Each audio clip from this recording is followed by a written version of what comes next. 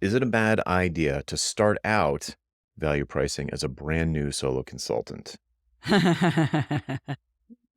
Well, I'm curious if we're going to agree on this. And I would say, I don't think I would start there. I think that's a really difficult conversation for a rookie because you haven't figured out what your business model is, probably. I mean, you think you know what it is, but it will probably change over the course of the first 2, 3, 4 years of the business. And it puts an added stress on having new business conversations. If you already had done that, like I did do that fairly early in my business, but I was consulting for 10 years before that. So I was kind of used to having those conversations. It wasn't a new thing Mhm. that I had to learn.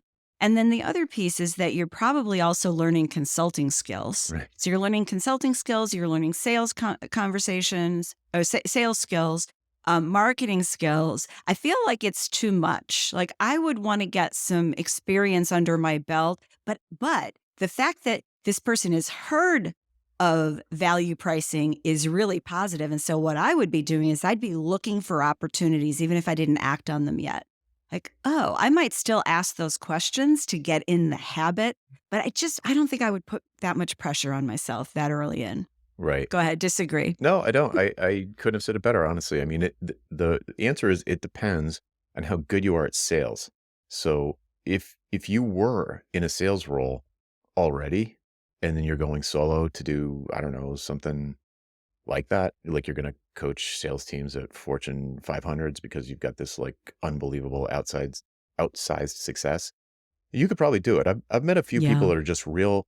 They were just inherently rejected the notion of trading time for money out of the gate, and it was always been obvious to them that that was a mistake, and it was always obvious to them that value pricing, they might not call it that, but that they should be compensated based on how big the win is for the client. Like that, but Mhm. it is very rare.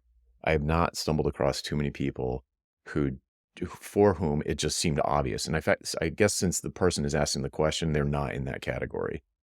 And so I would echo what you said, possibly with different words, but the why conversation that you need to have in the sales interview with a new client to do value pricing really well is a performance art.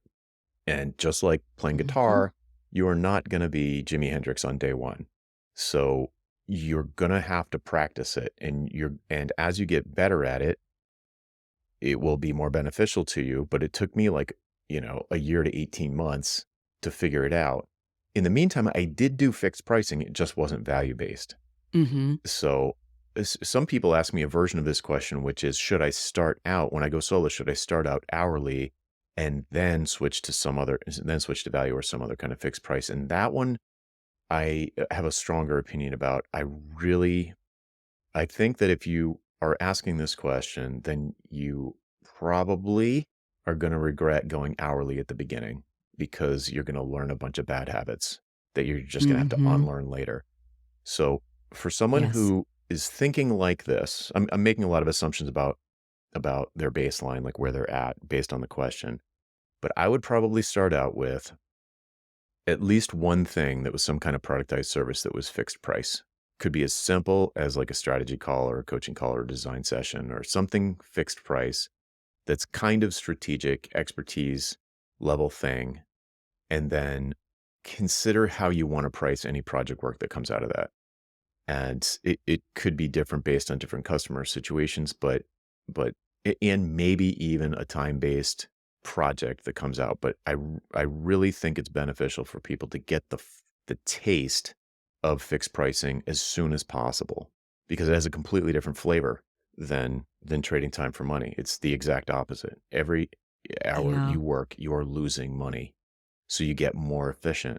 And every hour you work when you're trading time for money, you're making money. So it encourages you to be inefficient.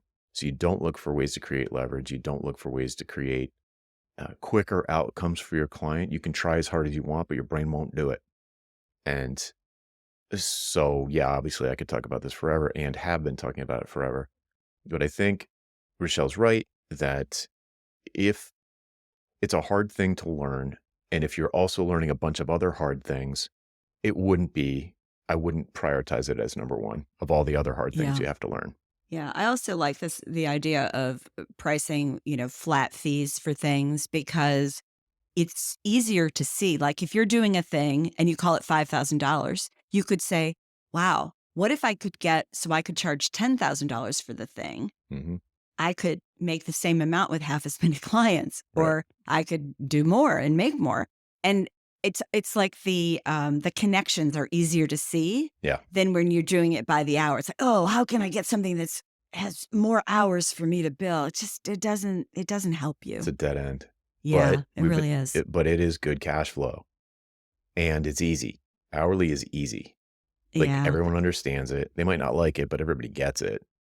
So it I can know. be a crutch that you use to get started, but it just kills me when someone's aware that there are other ways. I would really go productize service Yeah. because you really want to feel that ability to optimize. If you sell an hour, there's no way to optimize it. You got to spend an hour.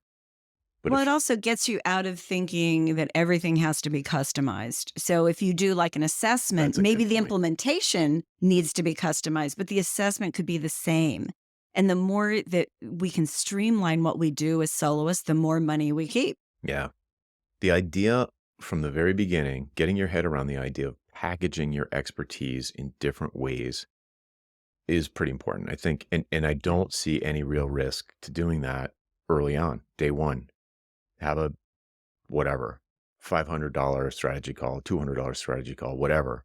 Whatever it is, it is. And of course, you can search for tons of information from us about productized services on this podcast and on Ditching Hourly.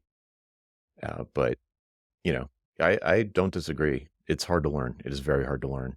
Coming Hmm. from someone who's been teaching it since 2006, it's hard to teach. It's hard to learn. It's hard to get your head around for most people. Yeah.